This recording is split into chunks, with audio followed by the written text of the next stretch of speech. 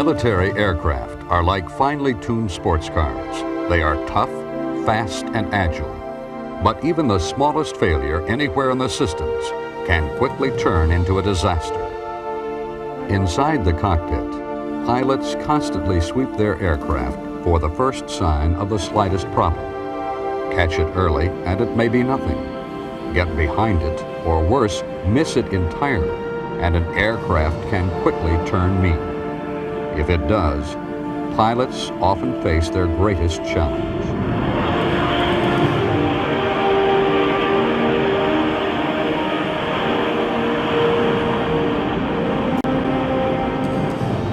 These are true stories of getting an aircraft home, whatever it takes.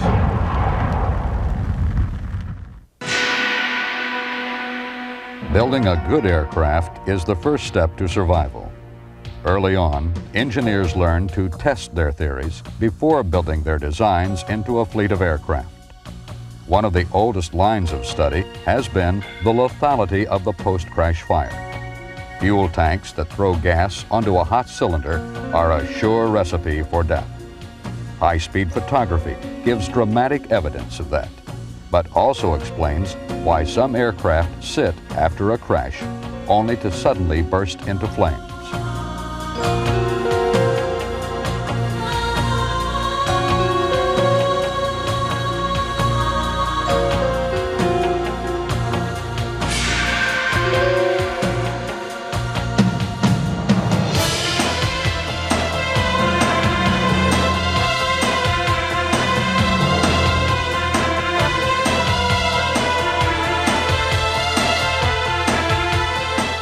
Newer theories led to testing that made it necessary to crash a Boeing 707. Engineers had constructed innovative fuel bladders designed to minimize post-crash fires, while chemists had come up with additives to turn fuels into less volatile slurries. The ideas looked good on paper, but needed a full crash to play it out. This 707 is actually a drone, flown by remote control. It proved more research was surely needed.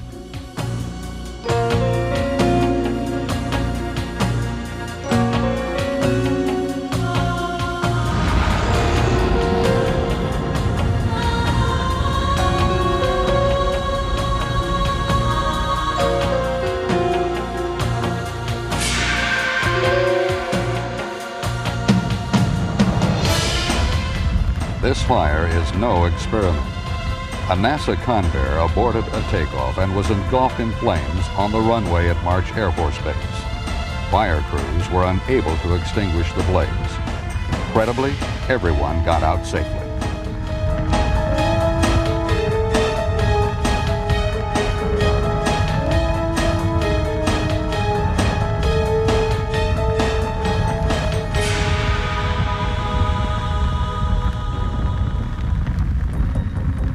Testing often leads to some dramatic footage. Edwards Air Force Base has elaborate test facilities for missile boosters. After weeks of intense preparation, a booster is fueled and fired, only to destruct in a matter of seconds. This nighttime explosion left a massive cavity at the base of the test stand pit.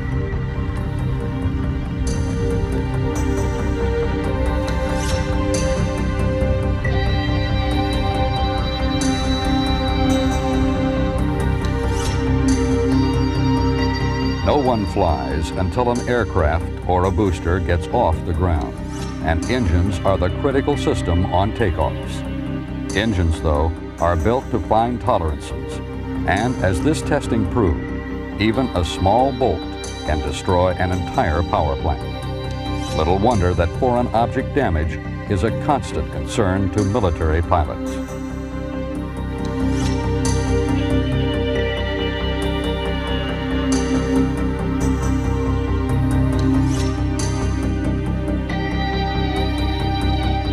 Successfully launching and flying missiles often prove to be elusive. Early experimental flights were sometimes comic, oftentimes dramatic. Once the controllability problems were solved, however, each of the missiles shown here became fleet weapons for the United States Navy. They were eventually deployed on submarines, surface ships, or both. These tests were conducted at Point Mugu, California ranges.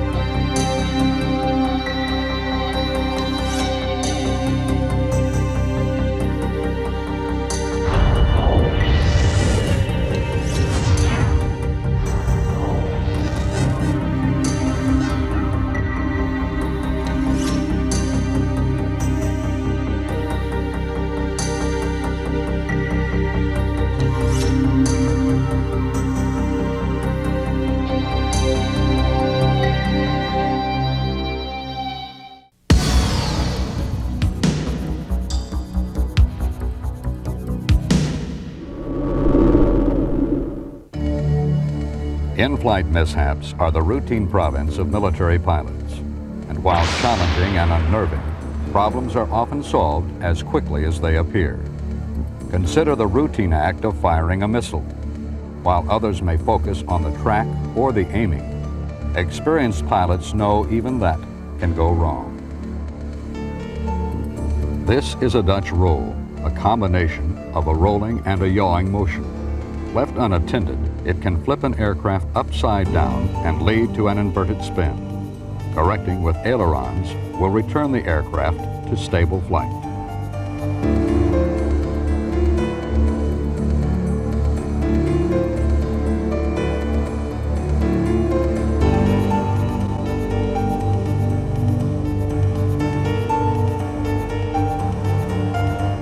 One of the most dramatic mishap sequences ever captured on tape is this engine flameout in an F-16. What makes it so unique is that the entire recording was released unedited. You will hear it as it actually happened.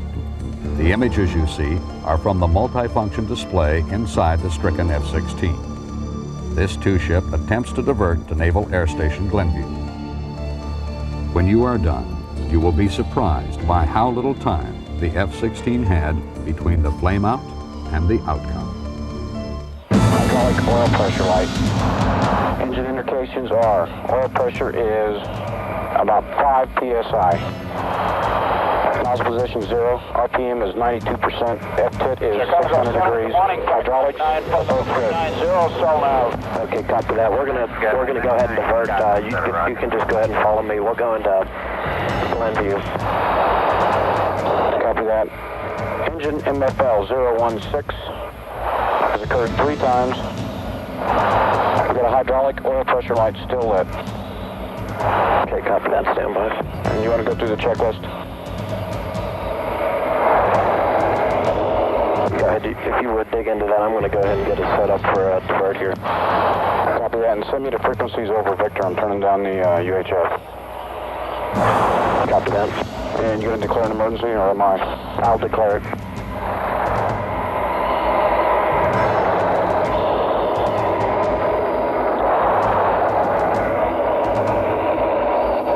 Italy's out of there. Roger.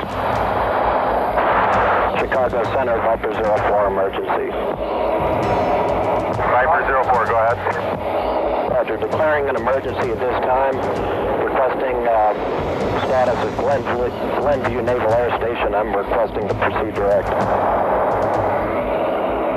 04, coming right. Naval Glenview Airport, descend and maintain flight level 240. About a 29 for 240, Viper.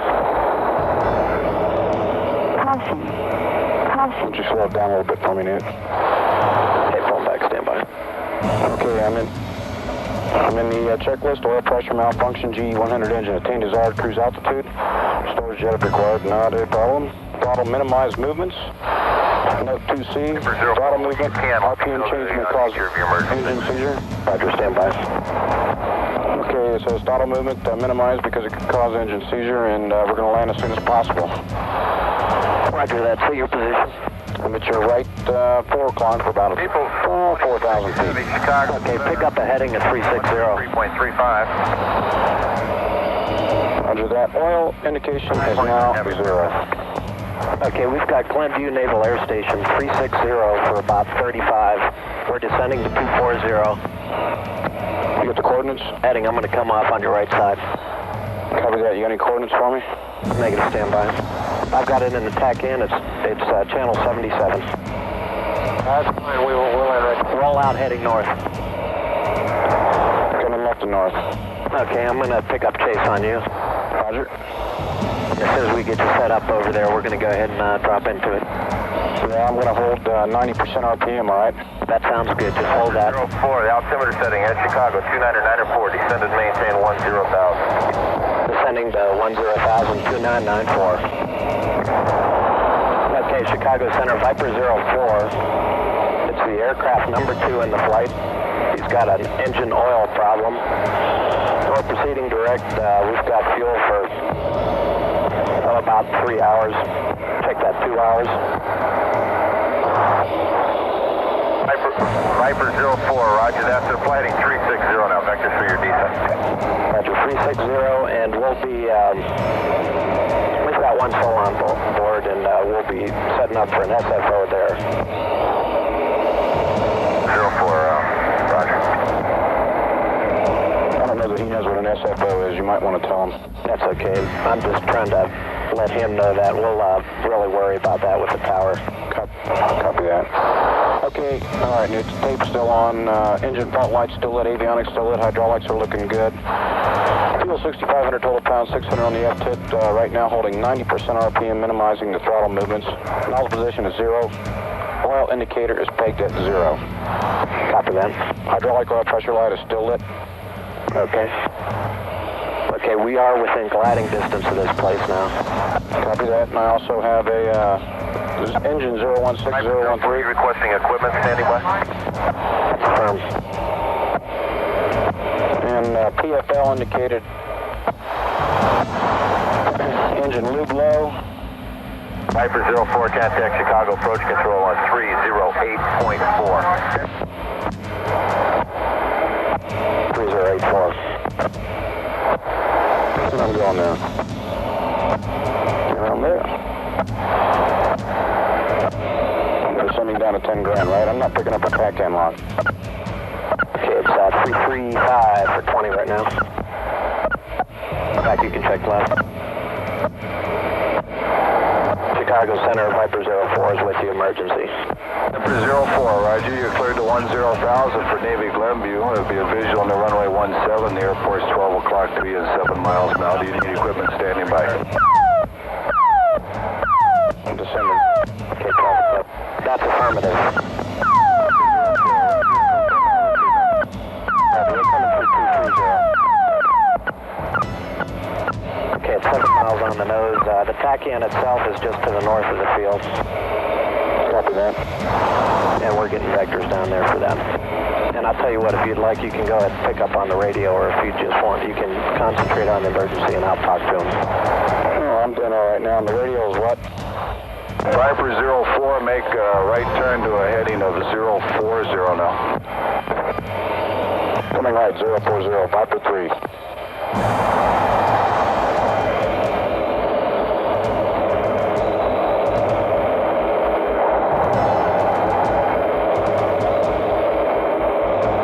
Runway is 17. It's 8,000 feet long, 198 feet wide. It does have barriers. Copy all. Viper 04, I want you to descend to 3,000 feet now. Viper 03 is in the lead with the emergency 04's chase. I'm out of 14 down to 3. Okay, Vince, set up for an SFO if you would. Okay, am I in communications with 03 or 04? You're now talking to the emergency aircraft at 03. Viper 03, roger. Can you give me a left turnaround all the way around now to a 180 heading to line up for 17 at Glenview? There it is, Newt. I've lost it. I've lost my engine. Mayday, mayday, mayday. Okay, copy that. Come left. Caution. Caution. Okay, give me immediate vectors. This is an emergency. I'm engine out. 03 to the airport is 4 miles to 5 miles south. No gyro vectors. No gyro vectors. Let's go. Newt's getting a little hot here. There's no gyro vector into a left turn. Give me headings. I need headings now. Left turn. Left turn. Okay, it should be on your nose. Shut up, Newt. How many miles, please? 4 miles from airport, Viper 03. Got one shot. Make it good. Viper 03, start right turn now. Stay with me, Newt. I'm with Viper 03, start right turn. Stopping right turn. Viper 03, roger, you're 2 miles from airport. Mile and a half, stop turn. Okay, duck under, Vince. Put the cable down. Put the cable down. Cable, cable, cable. Viper 03. Okay, I'm on guard. Viper 03 flight is an emergency. Going into Glenview Naval Air Station. It's got an engine out. Viper 03, you're a quarter of a mile from airport. Okay, you got it, Vince. You got it. I'm hot. I need the cable. Hot as shit, Newt.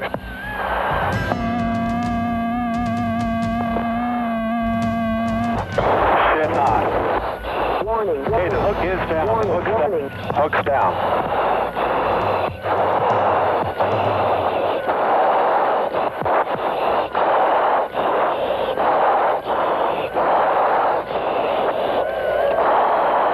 God damn. Shit hot, Vince. Man, I thought I was gone. You're in there, bud. Good job. Before you...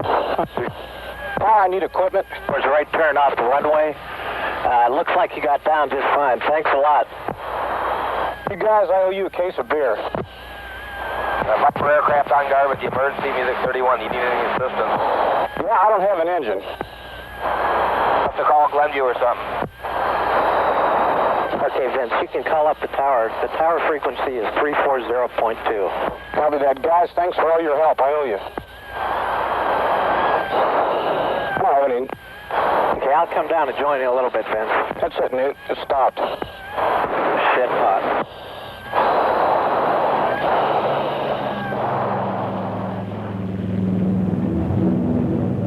One of the most violent out-of-controls ever recorded by cameras Indeed, a situation so rare that only a handful of pilots have ever reported it at all was inertial coupling. It happened to Chuck Yeager. Yeager's X-1A simultaneously lost control on all three axes of flight: yaw, pitch, and roll. Inertial coupling was a phenomena discovered at speeds above Mach 2.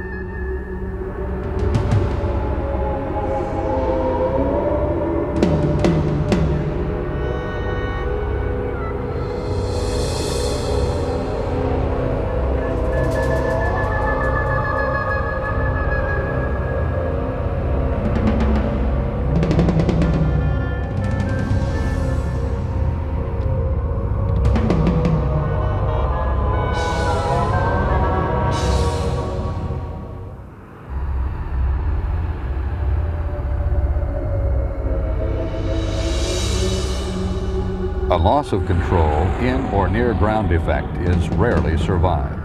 Film of the horrifying so-called saber dance of the F-100 Super Sabre is well known. New footage, recently recovered, contains the first completely unedited version of the crash and the ensuing rescue efforts.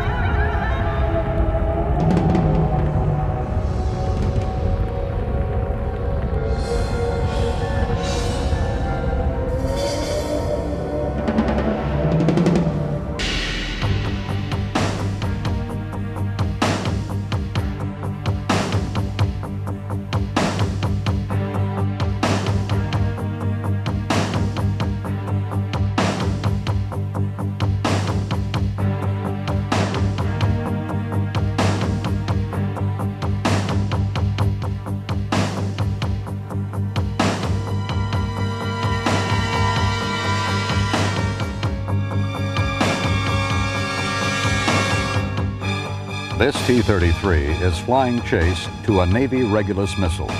The pilot commits a terrible error. He fixates on the lead aircraft and flies himself into the ground. Fixation is a constant danger in formation flight, particularly in close proximity to the ground.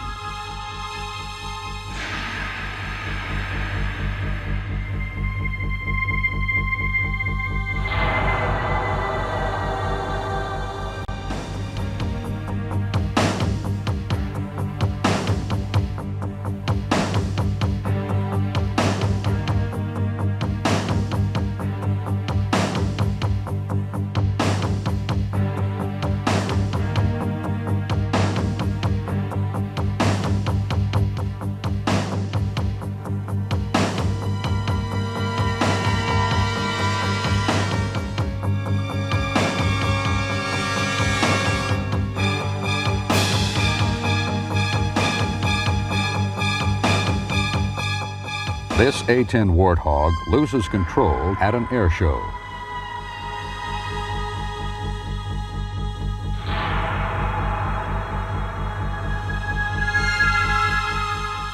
The aircraft pitches up and rolls before hitting the ground.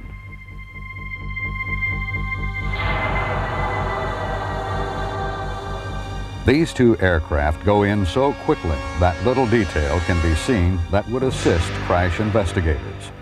What they do remind pilots is that punching out early is a lesson well learned. Emergencies accelerate into high G out of controls all too quickly. Replays in slow motion help clarify the incidents.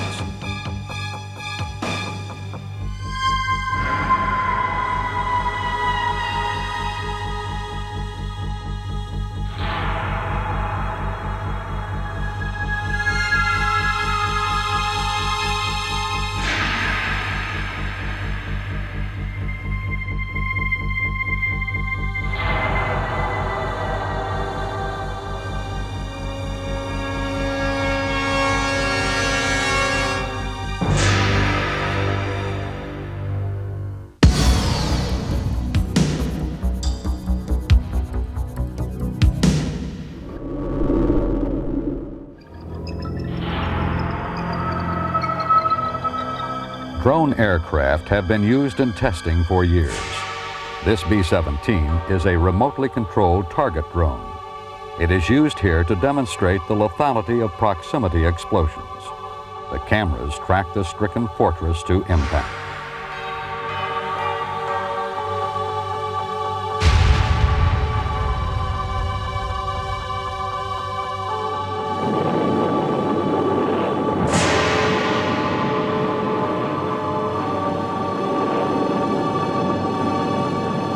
Pilots ultimately put the most imaginative engineering ideas to the test. Jet-assisted takeoffs from rail launchers actually proved to be practical. However, the recovery relied on the rocket bottles falling off after launch. In this launch, that did not happen. And despite every trick known to the pilot, the only way home was the ejection seat.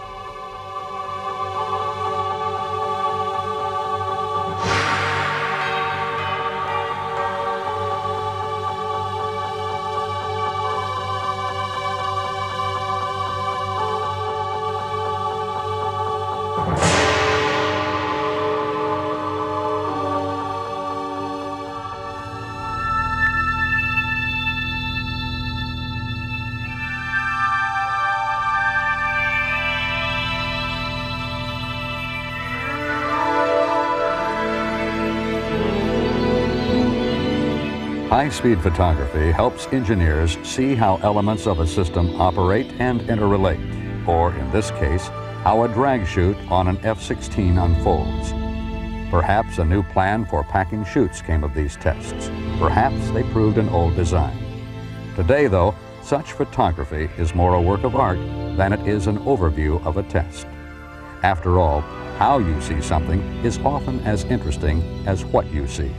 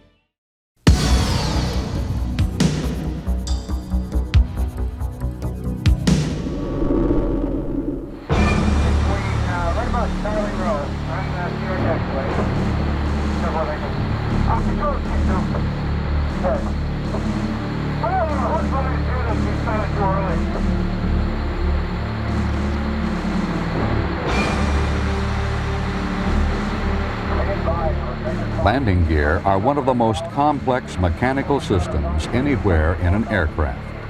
A mere quarter-inch out of alignment, and gear can fail to come down. Even the largest jet in the United States inventory, the massive C-5, is helpless in the face of a stubborn nose wheel.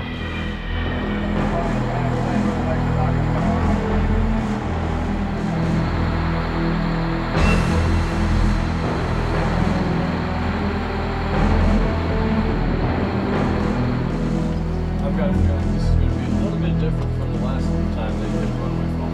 I think so too. Now don't forget to anticipate. Now don't search near because you might have to so what? Good fall right here. Behind you. Here you go. Good landing. He's landing. C2 be advised, C5 is on the ground up a bit. 4. Chief 2 from tower, you may follow the aircraft off course. Never down. We got plane. Mark, we got plane. Go. Go. Go. When I tell you to. When I tell you to, go below 10. Chief 2, that's right, you. Go ahead and rescue. Is it alright maybe when we go in with the crash with 1 2 and tone it down? Yeah, 10-4, there's a little fire in the front, I want to check it out. Well, there's maybe a lot of heat on it anyway. That's why it's better when you put some foam on it. Yeah, 10-4, go ahead and crash fire and fall down the front wheel over there. Yeah, 10-4, what's the fire line? Meet us at hotel. 10-4.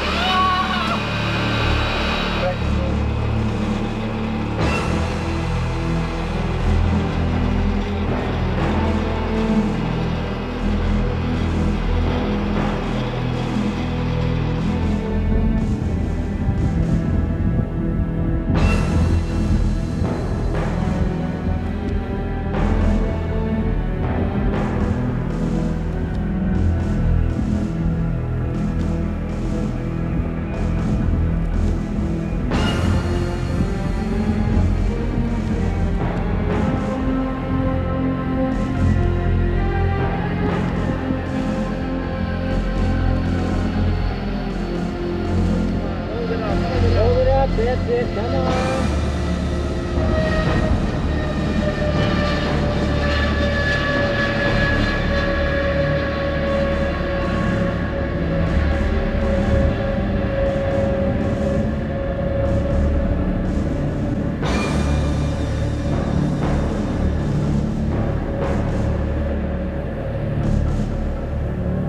Here's the fire. Get ready to roll, get ready to roll.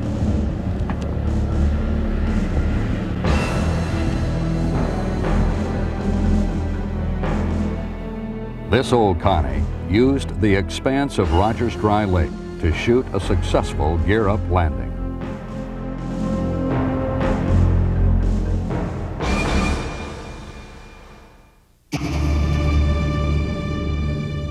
The nose gear on this F-105 fails and forces the pilot to belly in at Edwards.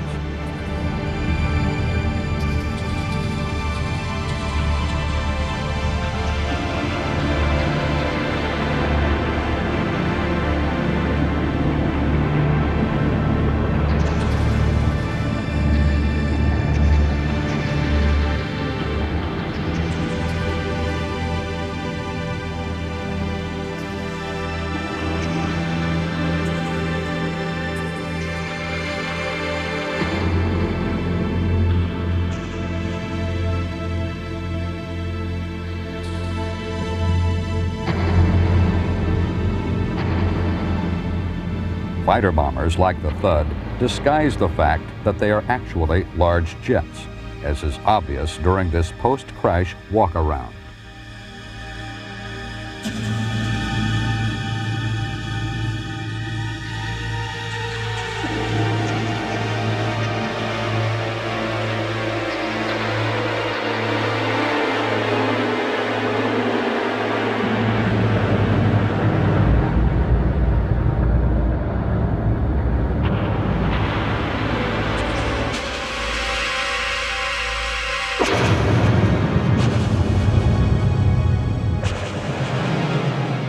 As strange as it may seem, things sometimes just fall off an aircraft, as this wheel does during takeoff.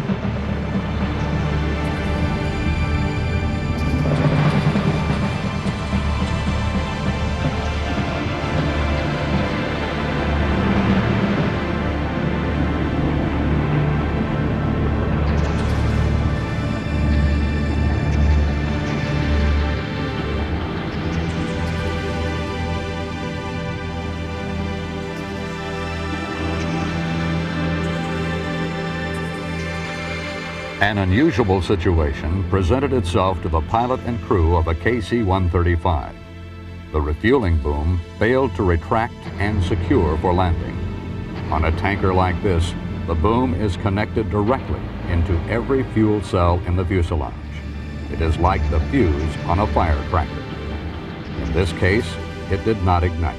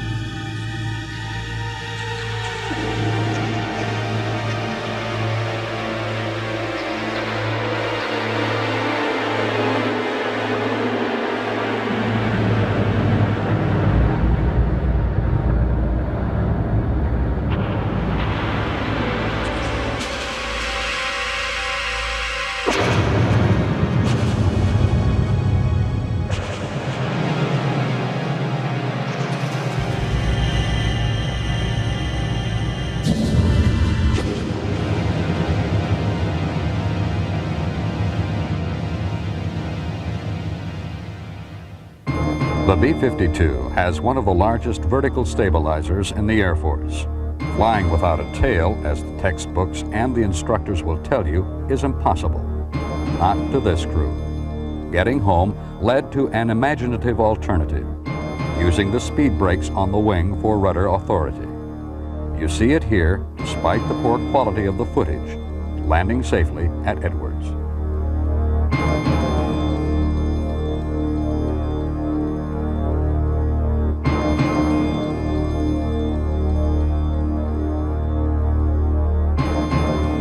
The U-2 is a difficult plane to land under any circumstance.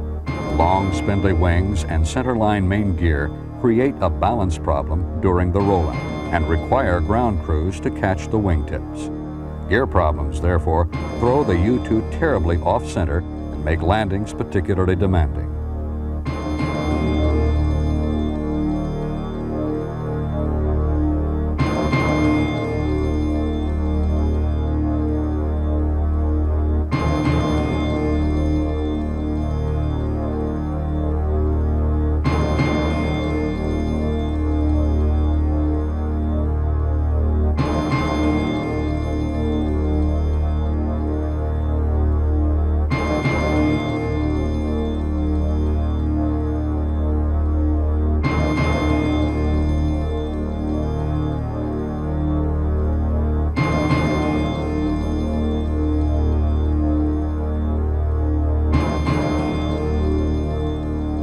This gear-up landing shows one prop spinning and one feathered.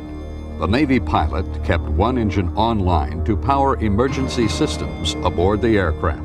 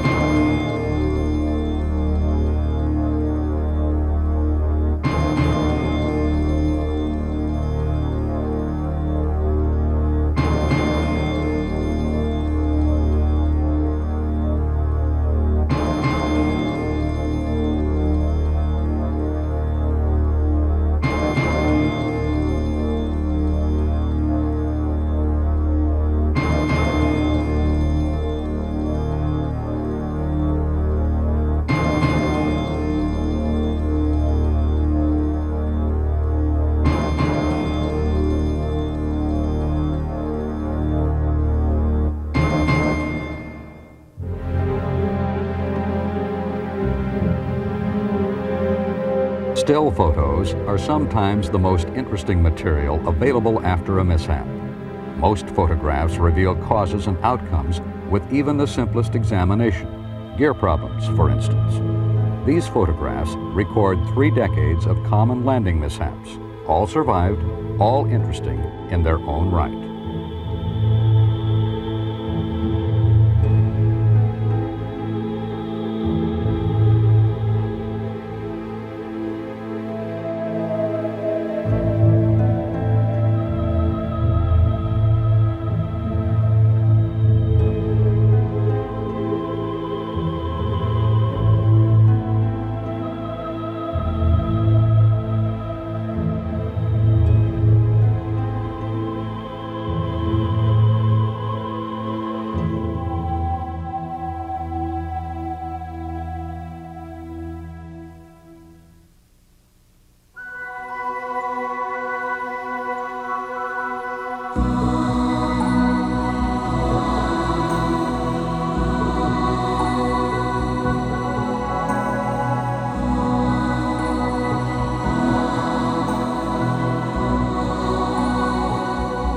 Pilots combine intuition with training, senses with instrumentation. They possess almost superhuman powers in a cockpit, powers magnified by the proximity to ever-present danger.